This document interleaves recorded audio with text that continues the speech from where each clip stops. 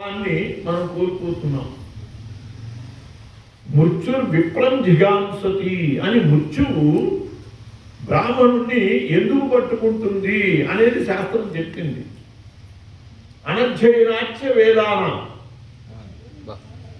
ఆచారస్య చ వర్జనాలు అసూయాలు అన్నదోషాచ్చ మృత్యుర్ విప్రం జిగాంసతి. అనధ్యయనాచ్య వేదాన వేదాధ్యయనం చేయకపోవటం వల్ల కనీసం గాయత్రి సంధ్యావందనం చేసినా మనకి దాంట్లో కొంత వేద మంత్రాలే వస్తాయి కాబట్టి సంధ్యావందనం చేసేనా కనీసము ఈ దోషాన్ని పోగొట్టుకుంటాం. ఆచారస్య చ వర్జనాత్ ఈ అనాచారం చెప్పే పనే లేదు.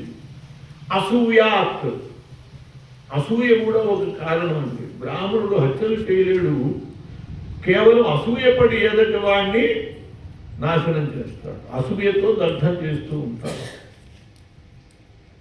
ఈ అసూయ అని ఎందుకు చెప్పారంటే ముఖ్యంగా బ్రాహ్మణునికి అనేక రకాల గౌతముడి వల్ల శాపాలు తగిలాయండి అసూయ వల్లే. గౌతమ వృత్తాంతం తెలుసా?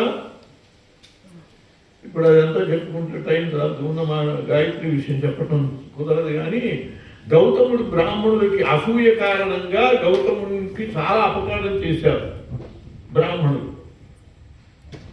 అందువల్ల ఆయన బ్రాహ్మణుడికి 108 శాపాలు పెట్టాడు, 1, 2 కాదు.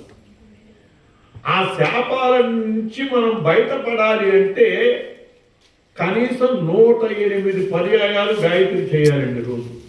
కనీసం 108 చేస్తే గౌతముడి శాపాల నుంచి బయటపడి బ్రాహ్మణత్వాన్ని మనం కాపాడుకుంటాం.